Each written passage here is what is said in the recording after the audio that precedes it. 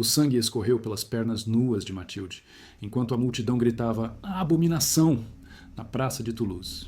Seu marido Robert cambaleava ao lado, as costas abertas pelo chicote dos fiéis. Era domingo de manhã, e toda a cidade havia sido convocada para presenciar a punição de um casal que ousou desafiar as leis sagradas sobre sexo. O que eles fizeram era considerado pela Igreja um crime tão grave quanto assassinato. Se esse tipo de brutalidade histórica ainda faz sentido ser lembrado, apoie este projeto com sua inscrição e deixe seu comentário. Até onde o fanatismo pode ir quando mistura fé e poder? No século XIII, a Igreja Católica havia criado o mais detalhado e brutal código sexual da história humana. Cada movimento, cada posição, cada dia do calendário era regulamentado por decretos papais que transformavam o leito conjugal num campo minado de pecados mortais. Padres espalhados por toda a Europa medieval tinham o poder de destruir famílias inteiras com base em suspeitas sobre a vida íntima dos casais. Marguerite de Bourges descobriu isso da pior forma possível. Era uma mulher de 28 anos, casada com um comerciante de tecidos próspero. Tinham 3 filhos pequenos e uma reputação impecável na comunidade. Até a noite em que seu marido Henri a encontrou numa posição que não era a tradicional missionária durante suas relações íntimas. Henri ficou apavorado. Segundo os ensinamentos da Igreja, qualquer posição sexual que não fosse o homem por cima da mulher era considerada diabólica. A própria palavra sodomia era usada para descrever qualquer variação dessa norma, mesmo entre marido e esposa. Henri sabia que se alguém descobrisse, ambos poderiam ser excomungados ou coisa pior. Mas Henri era um homem devoto. Acreditava que esconder o pecado seria ainda mais grave aos olhos de Deus. Na manhã seguinte, procurou o padre Antoine na igreja local e confessou o que havia presenciado.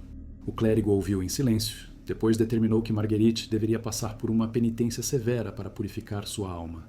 A punição foi anunciada publicamente. Marguerite deveria dormir sobre um colchão de espinhos durante 40 noites consecutivas. Cada manhã, uma freira verificaria se ela havia cumprido a penitência, examinando os ferimentos em suas costas. Qualquer sinal de que ela havia tentado aliviar o sofrimento resultaria em punição ainda mais severa. Marguerite começou sua penitência numa segunda-feira chuvosa de outubro. Na primeira semana, conseguia suportar a dor. Os espinhos rasgavam sua pele, mas ela suportava pensando nos filhos e na salvação de sua alma. Na segunda semana, as feridas começaram a infeccionar. Na terceira, ela desenvolvia febre alta todas as noites. Henri implorava ao padre Antoine por misericórdia, mas o clérigo era inflexível. Dizia que Deus estava testando a fé da família e que qualquer interferência seria vista como desafio à autoridade divina. Os vizinhos sussurravam sobre a situação, mas ninguém ousava questionar a decisão eclesiástica. Na 35ª noite, Marguerite não conseguiu mais se levantar. Seu corpo estava coberto de feridas purulentas e a febre havia consumido suas forças. Morreu antes do amanhecer, murmurando orações e pedindo perdão por seu pecado terrível. O funeral foi pequeno. O padre Antoine disse que Marguerite havia morrido como uma mártir, purificada pelo sofrimento. Henri nunca se recuperou totalmente da culpa. As outras mulheres da região aprenderam a lição. Qualquer desvio das normas sexuais da igreja poderia custar suas vidas. Mas as regras sobre sexo iam muito além das posições permitidas. A igreja havia criado um calendário sexual que transformava o ano inteiro num labirinto de dias proibidos para relações conjugais. E ele não foi o único a pagar caro por desconhecer as datas sagradas. No mosteiro de Cluny, o monge escriba Guillaume mantinha registros meticulosos desse calendário. Sua função era orientar os padres locais sobre quando os casais cristãos podiam e não podiam ter relações íntimas. A lista era impressionante. Toda a quaresma, todo o advento, todos os domingos, todas as quartas-feiras, todas as sextas-feiras, vésperas de qualquer festa religiosa, períodos menstruais femininos, tempo de gravidez e amamentação. Guillaume calculou que, num ano comum, os casais cristãos tinham permissão para relações íntimas em menos de 100 dias. O resto do ano era considerado sagrado demais para atividades sexuais, mesmo dentro do casamento. Jean Le Boulanger, um padeiro de Lyon, descobriu essas regras da forma mais amarga. Era um homem trabalhador, casado há 5 anos com Marie. Tinham 2 filhos pequenos e levavam uma vida simples, mas feliz. Até a quinta-feira antes da Páscoa de 1267. Naquela noite, Jean chegou em casa cansado depois de um dia inteiro preparando pães para a Semana Santa. Marie o recebeu com carinho e uma coisa levou a outra. Eles tiveram relações íntimas, algo completamente natural entre marido e esposa. Não sabiam que estavam cometendo um pecado grave. No dia seguinte, durante a confissão da Sexta-feira Santa, Jean mencionou casualmente o episódio ao padre local. Achava que era apenas um detalhe sem importância. O padre ficou horrorizado. Quinta-feira da Semana Santa era um dos dias mais sagrados do calendário cristão. Ter relações sexuais nesse período era considerado uma profanação terrível. A punição foi imediata e brutal. Jean e Marie foram obrigados a jejuar por 3 meses, comendo apenas pão e água uma vez por dia. Além disso, tiveram que pagar uma multa que equivalia a 6 meses do salário de Jean. Era uma quantia impossível para uma família de trabalhadores. Jean tentou argumentar que não conhecia a regra, mas o padre foi inflexível. Ignorância não era desculpa quando se tratava de leis divinas. A família teve que vender todos os bens para pagar a multa. Perderam a casa, as ferramentas de trabalho de Jean, até mesmo as roupas das crianças. Depois de 3 meses de jejum forçado, Marie estava tão fraca que mal conseguia cuidar dos filhos. Jean havia perdido tanto peso que não tinha mais força para trabalhar na padaria. A família acabou vivendo de esmolas, destruída por uma única noite de intimidade conjugal num dia considerado sagrado pela igreja. Mas mesmo os que seguiam todas as regras, como Isabela de Montfort, não estavam a salvo da humilhação pública. Talvez nada fosse mais humilhante do que o processo de confissão exigido pela igreja para pecados carnais. Isabela, uma nobre de Reims, viveu essa experiência de forma particularmente traumática. Isabela tinha 30 anos e estava casada há uma década com um conde local. Sempre fora uma mulher devota que seguia rigorosamente os ensinamentos da igreja. Mas, numa manhã de domingo, durante a missa, o padre anunciou que todos os casais da paróquia deveriam passar por confissões matrimoniais detalhadas, para garantir que não estavam cometendo pecados ocultos. Isabela compareceu ao confessionário na terça-feira seguinte, achando que seria uma conversa rápida e rotineira. Mal sabia ela que os confessores haviam recebido instruções específicas para interrogar minuciosamente a vida íntima dos fiéis. O padre começou perguntando sobre a frequência das relações com o marido. Isabela respondeu timidamente que era normal para um casal casado. Mas o clérigo queria detalhes específicos. Quantas vezes por semana? Em que horários? O marido demonstrava luxúria excessiva ou paixões animalescas. As perguntas ficaram cada vez mais invasivas. O padre queria saber sobre cada toque, cada carícia, cada som emitido durante as relações. Exigia que Isabela descrevesse as posições usadas, se havia práticas diabólicas como beijos em certas partes do corpo, se alguma vez sentira prazer durante o ato. O interrogatório durou 2 horas. Isabela saiu do confessionário tremendo, humilhada e com a sensação de que sua intimidade havia sido violada de forma irreparável. Mas o pior ainda estava por vir. Com base em suas respostas, o padre determinou que ela havia demonstrado luxúria excessiva e deveria usar um cilício de ferro por 6 meses como penitência. O cilício era uma corrente de metal com pontas afiadas que ficava em contato direto com a pele. Isabela tinha que usá-lo 24 horas por dia, escondido sob as roupas. As pontas rasgavam sua carne a cada movimento, causando dor constante e ferimentos que nunca cicatrizavam completamente. O sofrimento físico era terrível, mas o psicológico era ainda pior. Isabela desenvolveu um medo patológico de intimidade. Cada vez que o marido se aproximava, ela revivia o interrogatório humilhante e sentia-se suja, pecaminosa.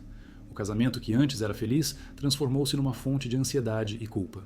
Depois dos 6 meses de cilício, Isabela nunca mais conseguiu ter relações normais com o esposo. A experiência havia quebrado algo fundamental em sua capacidade de amar e ser amada. Ela passou o resto da vida evitando qualquer forma de contato físico, convencida de que sua natureza era inerentemente pecaminosa. E até mesmo as jovens solteiras não escapavam dos rituais degradantes da igreja. Antes do casamento, elas já enfrentavam procedimentos brutais para provar sua pureza aos olhos da autoridade religiosa. Agnes, uma camponesa de 16 anos, descobriu isso quando estava prestes a se casar com um jovem de sua aldeia. O noivado havia sido arranjado pelas famílias quando ela tinha apenas 12 anos. Durante 4 anos, Agnes e seu futuro marido, Pierre, mantiveram apenas contatos supervisionados, seguindo rigorosamente as regras de castidade pré-matrimonial. Todos na aldeia os consideravam um exemplo de virtude cristã.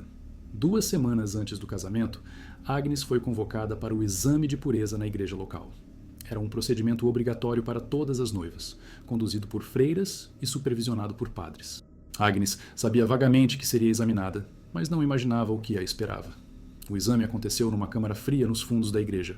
Agnes foi instruída a se despir completamente, enquanto 3 freiras e 2 padres observavam. Primeiro, verificaram sua virgindade através de exame físico invasivo. Em seguida, examinaram cada centímetro de seu corpo em busca de marcas diabólicas que pudessem corromper o sacramento do matrimônio. Qualquer cicatriz, marca de nascença ou imperfeição física era vista com suspeita.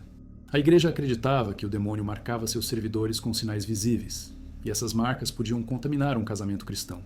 Agnes tinha uma pequena cicatriz na coxa esquerda, resultado de uma queda durante a infância. Para ela, era apenas uma lembrança de travessuras de criança. Para os examinadores, era evidência de possível corrupção espiritual. O exame durou 3 horas. Agnes foi forçada a permanecer nua enquanto os clérigos debatiam o significado da cicatriz. Fizeram perguntas sobre como havia se ferido, se sentia dores na região, se tinha pesadelos ou visões estranhas. Cada resposta era anotada cuidadosamente como possível evidência de influência demoníaca. No final, Agnes foi reprovada. Os examinadores determinaram que a cicatriz era suspeita demais para permitir que ela se casasse numa cerimônia cristã. O noivado foi cancelado imediatamente e Pierre foi orientado a procurar uma noiva mais pura. A família de Agnes ficou devastada. Numa sociedade onde o casamento era praticamente a única opção de vida para as mulheres, a reprovação no exame significava condenação ao ostracismo social. Agnes foi enviada para um convento como servente, onde passaria o resto dos dias limpando e cozinhando para as freiras, sem nunca poder tomar os votos ou ter uma família própria. Anos depois, Agnes ainda se perguntava como uma simples cicatriz de infância havia destruído completamente suas chances de felicidade. A resposta estava na obsessão da igreja medieval em controlar cada aspecto da sexualidade humana, transformando até mesmo marcas inocentes em evidências de pecado. Mas todas essas regras e rituais palideciam em comparação com as punições públicas, reservadas para aqueles que ousavam desafiar abertamente as leis sexuais da igreja. O horror que aguardava casais como Robert e Matilde era algo que marcava para sempre a memória de quem presenciava. Robert e Matilde caminharam nus pela praça de Toulouse enquanto centenas de pessoas gritavam insultos e cuspiam neles. Era domingo de manhã e toda a população havia sido convocada pelo padre para presenciar a punição pública do casal. O crime deles?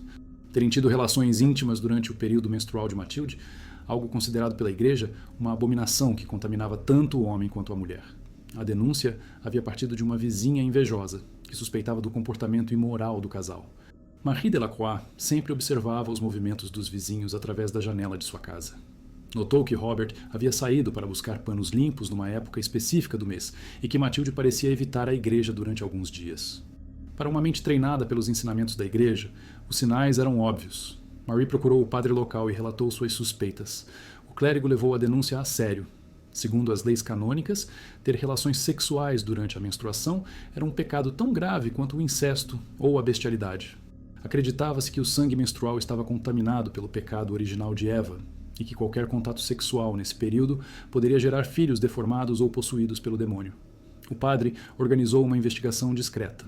Outras vizinhas foram questionadas sobre os hábitos do casal. Servas domésticas foram interrogadas sobre os panos de limpeza utilizados na casa. Até mesmo o comerciante que vendia tecidos para Matilde foi pressionado a revelar quando ela comprava materiais para a higiene íntima. As evidências circunstanciais foram consideradas suficientes para uma acusação formal. Robert e Matilde foram presos numa quinta-feira e mantidos em celas separadas na masmorra do castelo local. Durante 3 dias, padres tentaram forçá-los a confessar o crime. Utilizaram técnicas de interrogatório, que incluíam privação de sono, jejum forçado e ameaças de tortura física. Robert resistiu inicialmente, negando qualquer transgressão, mas quando os interrogadores ameaçaram torturar Matilde na sua frente, ele cedeu. Confessou que sim, eles haviam tido relações íntimas durante o período menstrual da esposa, mas alegou ignorância sobre a gravidade do pecado. Disse que era apenas um momento de intimidade conjugal normal. A confissão selou o destino do casal. O padre anunciou que eles seriam submetidos à punição pública mais severa, prevista para crimes sexuais, o caminho da vergonha seguido de flagelação coletiva. Era uma sentença que raramente deixava os condenados vivos, mas servia como exemplo aterrorizante para toda a comunidade. No domingo de manhã, Robert e Matilde foram arrastados nus para a praça central. Suas mãos foram amarradas com cordas, e placas de madeira penduradas em seus pescoços descreviam seu crime em letras grandes: fornicadores durante o sangue impuro. O padre gritava versículos bíblicos enquanto a multidão se reunia. A punição começou com Robert e Matilde sendo obrigados a caminhar em círculos pela praça, enquanto o padre narrava detalhadamente seu pecado para a multidão. Ele descrevia como o casal havia contaminado seus corpos e almas através do ato abominável com sangue impuro. Cada palavra aumentava a fúria dos espectadores. Então começou a flagelação. Primeiro, os próprios padres chicotearam as costas dos condenados com varas de madeira. Em seguida, membros proeminentes da comunidade foram convidados a participar da punição. Comerciantes, artesãos, até mesmo mulheres idosas pegaram pedras e paus para espancar o casal. Matilde foi a primeira a cair. Depois de 1 hora de espancamento, suas pernas cederam e ela desabou no chão ensanguentado da praça. A multidão não parou. Continuaram chutando e batendo em seu corpo enquanto ela tentava se proteger com as mãos amarradas. Seus gritos de dor eram abafados pelos cânticos religiosos entoados pelos padres. Robert tentou proteger a esposa cobrindo seu corpo com o próprio, mas foi arrastado para longe pelos guardas. Forçaram-no a continuar caminhando em círculos enquanto Matilde agonizava no chão. Ele gritava pedindo misericórdia, implorando para que parassem de bater nela, prometendo qualquer penitência em troca da vida da esposa. Para eles, cada golpe era um ato de fé. Estavam convictos de cumprir a vontade divina ao punir os fornicadores impuros. Cada grito de dor dos condenados era música celestial aos seus ouvidos fanatizados. A punição durou 4 horas. Quando finalmente terminou, Robert mal conseguia ficar de pé. Seu corpo estava coberto de ferimentos profundos. Ossos quebrados se projetavam através da pele dilacerada. Matilde estava inconsciente numa poça de sangue, respirando de forma irregular e superficial. Os dois foram arrastados de volta à masmorra e abandonados sem qualquer cuidado médico. Era parte da punição. Ou se recuperavam por milagre divino, provando sua redenção, ou morriam como consequência de seus pecados. A igreja não se responsabilizava pelo resultado. Robert morreu na terça-feira seguinte. Os ferimentos haviam o infeccionado gravemente, e ele desenvolveu febre alta que consumiu suas últimas forças. Passou os últimos dias delirando, chamando pelo nome de Matilde e murmurando orações de arrependimento. Matilde sobreviveu fisicamente, mas sua mente não resistiu ao trauma. Quando saiu da prisão 1 semana depois, não reconhecia mais ninguém. Havia esquecido seu próprio nome, sua casa, sua vida anterior. Vagava pelas ruas de Toulouse como um fantasma, murmurando orações incoerentes e pedindo perdão por pecados que não conseguia mais lembrar. As crianças da cidade foram orientadas pelos pais a observar Matilde como exemplo do que acontecia com quem desobedecia às leis de Deus. Ela se tornou uma figura assombrada, um lembrete vivo das consequências terríveis de desafiar as regras sexuais da igreja. Morreu alguns meses depois, encontrada numa manhã fria, encolhida contra a parede da catedral, ainda murmurando as mesmas orações. A execução pública de Robert e Matilde teve o efeito desejado pela igreja. Por anos, nenhum casal em Toulouse ousou questionar as regras sobre sexualidade conjugal. O medo havia se tornado o guardião mais eficaz da moral cristã. Essas punições brutais não eram exceção, mas regra num sistema que havia transformado o amor físico numa fonte de terror constante. A igreja medieval havia criado uma máquina de controle social que penetrava nos momentos mais íntimos da vida humana, transformando cada gesto de carinho entre marido e esposa numa oportunidade para pecado mortal. O resultado era uma sociedade sexualmente traumatizada, onde casais viviam com medo constante de suas próprias necessidades naturais. Gerações inteiras cresceram acreditando que seus corpos eram templos de Satanás, que o prazer era evidência de corrupção espiritual, que o amor físico era incompatível com a salvação da alma. Mulheres como Marguerite morriam torturadas por pecados que eram simplesmente expressões normais de intimidade conjugal.